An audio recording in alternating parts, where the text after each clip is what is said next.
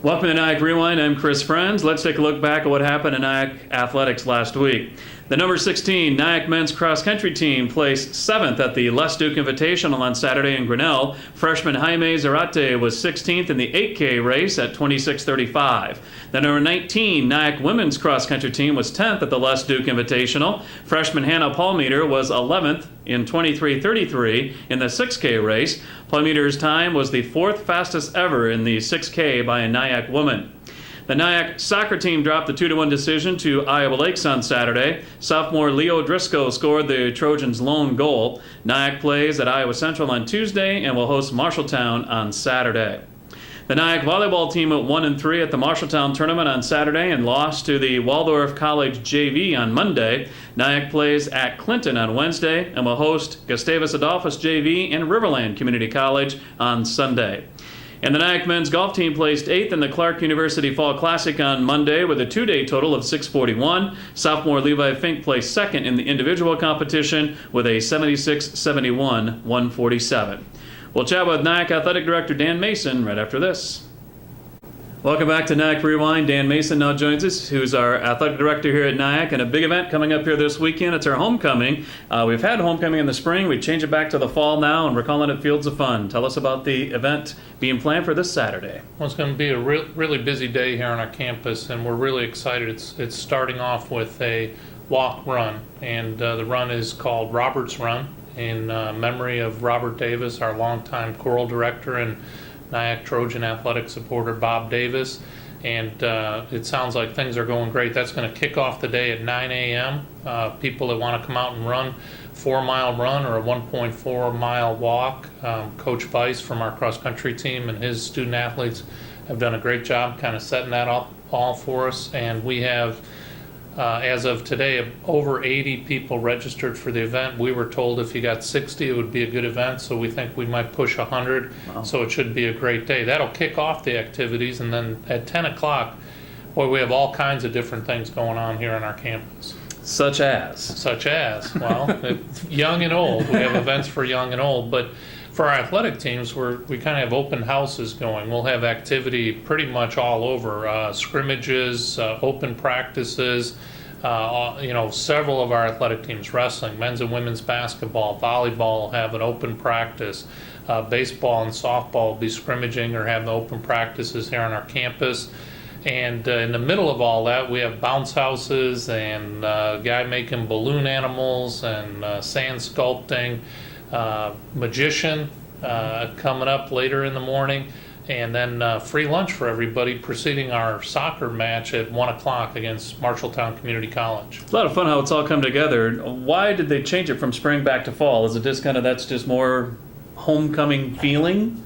Well, I think we've done an activity like this in athletics in the past, and for years we've had something going on, and we've tried different formulas, and I think we went away from the fall homecoming when football left the college, and so they tried it in the spring, and they just thought maybe we should give it a shot in the fall, and we were already planning, Coach Weiss and I and the Davis family, on Robert's Run, so we decided, hey, let's tie this all together, and the response so far has been great. Hopefully we'll get a great turnout on Saturday. That's really what it's all about, is trying to get the community support, community involvement in our activities out here and letting them see what we have. It's more than just soccer. It's more than just volleyball. It's more than just baseball. It's everything. Well, and I think that's a great point, Chris, because we all get excited about the start of the school year and everything that we have going on here. It's a great way to entice people out to the campus, kind of see what we have going on. We have several, obviously, local kids that participate for us. But this will be a fun day all the way around. I know Jason Reiner has someone from his group, the choral group on campus, that'll be singing the national anthem at the Robert's Run to kick off the day. And so, as you mentioned, it kind of covers a whole lot of different aspects of what we have going on here at the college. Great opportunity for people to come out and visit with us. All right, and all starts at 9 o'clock. You said registration is what, 7:38? Yeah, I think 7:30 is when registration starts on Saturday, and there's still time to get in, and we're looking forward to it. And now some people that are runners out there might say, why 4? Why 4 miles? Why is that? Or 4K? Well, Bob, it's 4 miles, and Bob's tradition was to run 4 miles every day for as long as I know him. This goes back to the 90s when I first came to NIACC to coach. I was told, hey, there's a group that runs over the noon hour, including him and Kay Young and many others, and it was always a 4-mile run. And subsequently in his retirement, as you know, we'd see him down here in the rec center every day at about 10 o'clock to get his 4 miles in. So we decided it'd be appropriate to honor Robert with a 4-mile run.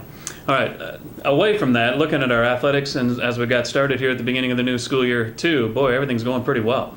Yeah, I think, as you know, we always hit the ground running here, and as we transition through September into October, actually every single one of our athletic teams is up and running in some capacity. Some are involved intensely in season competitions. Others, as allowed by the NJCAA, can do limited scheduling in the off season. So we have everybody up and running. Obviously, the 3 sports that take the main focus this time of year are our men's soccer team, volleyball, and cross country, and they've all gotten off to decent starts, and we're really looking forward to the start of conference competitions for volleyball and soccer. And then for cross country, they have some big meets heading towards the regional meet over at Fort Dodge, and then hopefully on the nationals. Yeah, it's unbelievable how far we are in the season already.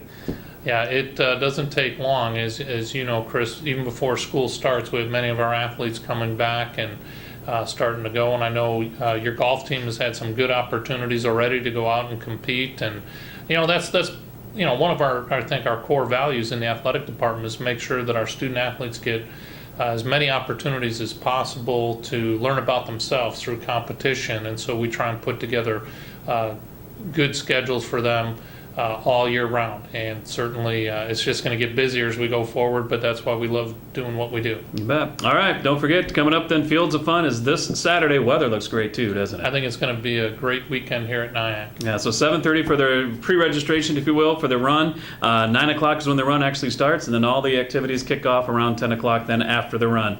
Dan, thank you very much. Great to be with you, Chris. You bet. All right, that's Dan Mason, our NIACC Athletic Director, and that's your NIACC Rewind.